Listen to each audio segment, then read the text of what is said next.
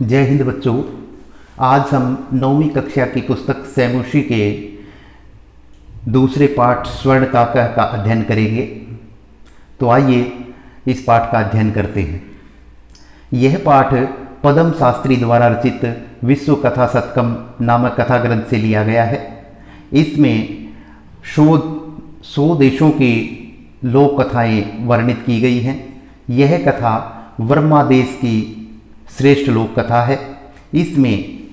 इस कथा में लोभ के दुष्परिणाम और त्याग के सुपरिणाम सोने के पंखों वाले कौवे के माध्यम से बताए गए हैं। तो आइए पाठ का हिंदी अनुवाद शुरू करते हैं। बहुत समय पहले या पुराने समय में कस्मिंश्चित् ग्रामे किसी गांव में एक निर्धना गरीब वृद्धा स्त्री बूढ़ी स्त्री नवसत रहती थी। पुराने समय में या प्राचीन काल में किसी गांव में एक गरीब बूढ़ी महिला रहती थी। तस्या और उसके एक दुहिता पुत्री विनम्र मनोहर च और आसीत थी, और उसकी एक पुत्री विनम्र और मनोहर थी। या कह सकते हैं कि उसकी विनम्र और मनोहर एक पुत्री थी। एक बार माता ने थाली में तंडुलान चावल निक्षिप्य रखकर पुत्री को आदिशत आदेश दिया। एक बार माता ने थाली में चावलों को रखकर पुत्री को आदेश दिया। सूर्य की धूप में तंडुलान चावलों की खगेभ्यो पक्षियों से रक्षा करो। सूर्य की धूप में चावलों की पक्षियों से रक्षा करो। किंचित कालात् अनंतरम, कुछ समय बाद एको विचित्रः, एक हैरानगी भरा या विचित्र आश्चर्यचकित करने वाला काकः कौवा समुड्डीय उड़कर तस्या उसके समीपम पास अगच्छत आया। कुछ समय बाद एक विचित्र कौवा उड़कर उसके पास आया। नहीं एतादृशः ऐसा, स्वर्णपक्षः सोने के पंखों वाला, रजत संचु चांदी की चोंच वाला, स्वर्ण काकः सोने का कौवा, तया उसके द्वारा पूर्वम पहले दृष्टः देखा गया।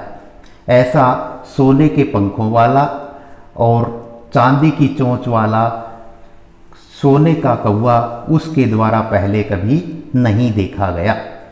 तम उसे तंडुलान चावलों को खादंतम खाते हुए हसंतम से और हंसते हुए विलोक्य देखकर बालिका ने रोदितुम आरब्धः, रोना शुरू कर दिया। उसे चावलों को खाते हुए और हंसते हुए देखकर बालिका ने रोना शुरू कर दिया। तम निवारयंती, उसे निवारयंती रोकते हुए, सा उसने प्रार्थना की, उसे रोकते हुए उसने प्रार्थना की, तंडुलान चावलों को माँ भक्षय मत खाओ, चावलों को मत खाओ। मदिया माता अतीव निर्धना वर्तते, मदिया माता मेरी माता अतीव बहुत निर्धनः वर्तते गरीब है, मेरी माता बहुत गरीब है। स्वर्ण पक्षः काकः, सोने के पंखों वाला कौवा प्रोवाच बोला, माँ शुचः तुम दुखी मत हो। सोने के पंखों वाला कौवा बोला दुखी मत हो। सूर्योदयात प्राक ग्रामात बहि पीपल वृक्षम अनु तव्या आगंतव्यम, सूर्योदय से पहले गांव के बाहर पीपल के वृक्ष के पीछे तुम्हें आना है। अहम तुभ्यम, मैं तुम्हें तंडुल मूल्यम चावलों का मूल्य दास्यामी दे दूंगा, मैं तुम्हें चावलों का मूल्य दे दूंगा। प्रहर्षिता बालिका, खुश हुई बालिका, प्रसन्न हुई बालिका, निद्रामपि न लेभे, नींद भी नहीं ले पाई, अर्थात सो भी नहीं पाई। प्रसन्न हुई बालिका सो भी नहीं पाई। सूर्योदयात पूर्वम एव, सूर्योदय से पहले ही सा वह तत्र उपस्थिता वहां पहुंच गई। सूर्योदय से पहले ही वह वहां पहुंच गई। वृक्षस्य ऊपरी वृक्ष के ऊपर विलोक्य देखकर सा च और वह वृक्ष के ऊपर देखकर आश्चर्यचकिता संजाता आश्चर्यचकित हो गई। यत कि तत्र वहाँ स्वर्ण में प्रसाद वर्तते स्वर्ण में सोने का प्रसाद महल वर्तते है। और वह वृक्ष के ऊपर देखकर आश्चर्यचकित हो गई कि वहाँ सोने का महल है। यदा काकः जब कौवा शयित्वा सोकर प्रबुद्ध उठा तदा तब तेन स्वर्णग्वाक्षात सोने की खिड़की से कथितम कहा गया। हहो बाले हे बालिका त्वम आगता तुम आ गई हो। तिष्ठ बैठो अहम तवत कृते मैं तुम्हारे लिए सोपानम अवतारयामी सीढ़ी उतारता हूँ। जब कौवा सोकर उठा तो उसके द्वारा सोने की खिड़की से कहा गया, हे बालिका तुम आ गई हो, तिष्ठ बैठो मैं तुम्हारे लिए सीढ़ी उतारता हूँ। तत्कथय तो कहो, स्वर्णमयम रजतमयम ताम्रमयम व सोने से बनी हुई या सोने की, चांदी की या फिर तांबे की। कन्या अवदत्त कन्या बोली, अहम निर्धन मातुः गरीब माता की दुहिता पुत्री अस्मि हूँ, मैं गरीब माता की पुत्री हूँ। ताम्र सोपानेनेव आगमिष्यामि ताम्र सोपानेनेव तांबे की सीढ़ी से ही आगमिष्यामि आ जाऊंगी तांबे की सीढ़ी से ही आ जाऊंगी। परंतु स्वर्ण सोपानेन सा स्वर्ण भवनम आरोहत परंतु सोने की सीढ़ी से वह सोने के भवन में चढ़ी। चिरकाल बहुत समय तक भवन में चित्र विचित्र वस्तुओं को सजितानि सजे हुए दृष्टवा देखकर सा वह विस्मयम हैरान गता हो गई। लंबे समय तक भवन में या महल में विचित्र वस्तुओं को सजी हुई देखकर वह हैरान हो गई।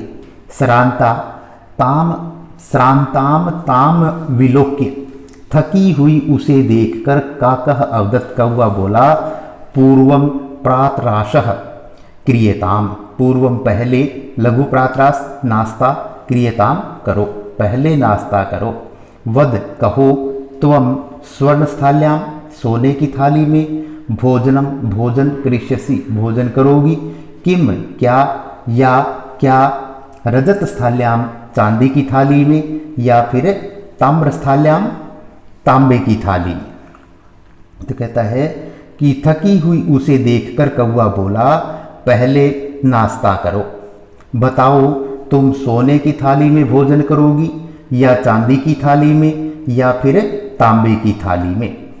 बालिका अवदत्त बालिका बोली, ताम्रस्थाल्याम एव अहम निर्धना भोजनम करिष्यामि तांबे की थाली में ही मैं गरीब भोजन करूंगी।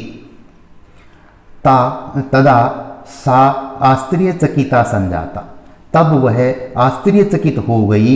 यदा जब स्वर्ण काकेन सोने के कौवे के द्वारा स्वर्णस्थाल्यां भोजनम परिवेशितम सोने की थाली में भोजन परोसा गया। जब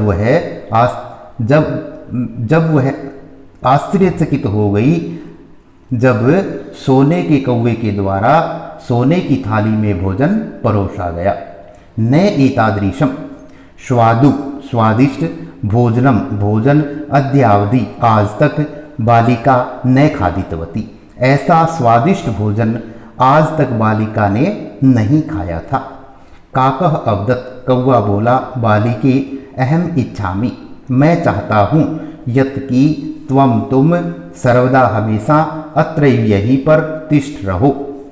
परंतु तब माता तुम्हारी माता तो एकाकिनी अकेली वर्तते है। कौवा बोला, बालिका हे बालिका मैं चाहता हूँ कि तुम हमेशा यहीं पर रहो, परंतु तुम्हारी माता तो अकेली है, अतः इसलिए त्वं शीघ्रमेव स्वगृहं गच्छ, इसलिए तुम शीघ्र ही अपने घर जाओ। इति युक्त्वा, ऐसा कहकर काकः कौवे ने कक्षाभ्यंतरात् कमरे के भीतर से तिस्रः मंजूषा 3 पेटियां निस्सार्य निकालकर ताम प्रत्यावदत्, उससे कहा, बालिके, हे बालिका, यथेच्छम गृहाण, अपनी इच्छा अनुसार मंजूषाम एकाम, एक पेटी को ग्रहण कर लो, एक पेटी ले लो। लघुत्तमाम मंजूषाम, सबसे छोटी पेटी को लेकर बालिका के द्वारा कथितम कहा गया, इयत एव मध्यम तंडुलानाम मूल्यम, यही मेरे चावलों का मूल्य है। सबसे छोटी पेटी लेकर बालिका के द्वारा कहा गया कि यही मेरे चावलों का मूल्य है। गृहम आगत्य, घर आकर, तया उसके द्वारा मंजूषा पेटी समुद्घाटिता खोली गई, घर आकर उसके द्वारा पेटिका खोली गई। तस्याम महारहाणि हीरकाणि, उसमें बहुमूल्य हीरों को विलोक्य देखकर सा वह प्रहर्षिता, खुश हो गई। तद दिनात धनी का च संजाता, और उस दिन से धनी हो गई।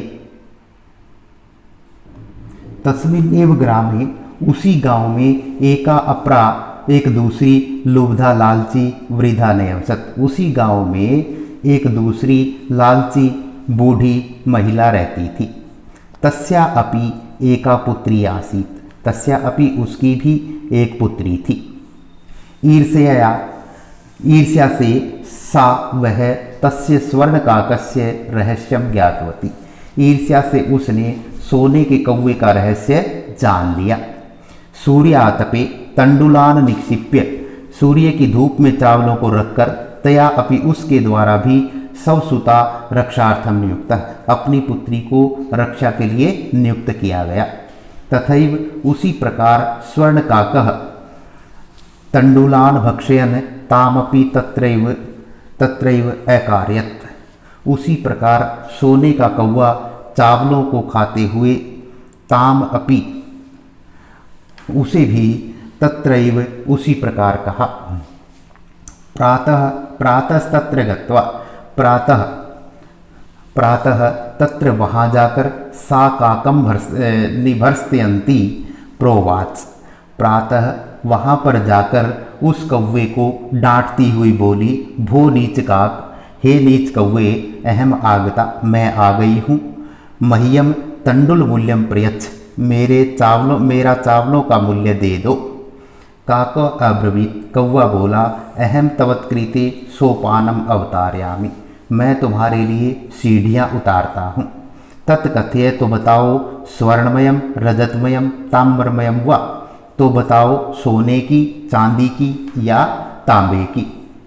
गर्वितया बालिकया प्रोक्तम, घमंडी बालिका के द्वारा कहा गया, स्वर्णमयेन सोपानेन, सोने की सीढ़ी से, अहम आगच्छामि, मैं आऊँगी, सोने की सीढ़ी से मैं आऊँगी। परम स्वर्ण काकस्त्वत्कृते ताम्रमयम सोपानमेव प्रायच्छत, परंतु सोने के कौवे ने उसके लिए तांबे की सीढ़ी ही दी। स्वर्ण काकः ताम भोजनमपि ताम्रभाजने एव अकार्यत, सोने के कौवे के द्वारा उसे भोजन भी तांबे के बर्तन में ही करवाया गया। प्रतिनिवृत्ति काले, जाते समय, स्वर्ण काकेन, सोने के कौवे द्वारा कक्षा अभ्यंतरात, कमरे के भीतर से, तीसरह मंजूषा 3 पेटियां तत्पुरः उसके सामने रख दी। लोभाविष्टा सा बृहत्तमा मंजूषाम गृहीतवती, लोभ के वशीभूत होकर उसने सबसे बड़ी पेटी को उठाया।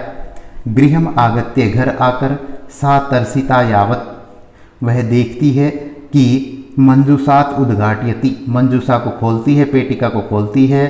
तावत, वह हर्षित खुश हुई जब पेटिका को खोलती है, तब तस्याम भीषण कृष्ण सर्पः विलोकितः, उसमें भीषण भयंकर काला सांप देखा गया। लुब्धया बालिकया लोभस्य फलम प्राप्तम, लालची बालिका के द्वारा लोभ का फल प्राप्त किया गया। तदनंतरम सा लोभम पर्यत्यजत, तब से उसने लालच को छोड़ दिया, लोभ को छोड़ दिया। यहाँ इस पाठ का हिंदी अनुवाद समाप्त होता है। यदि आपको पसंद आए तो चैनल को सब्सक्राइब करना और वीडियो को लाइक करना। धन्यवाद।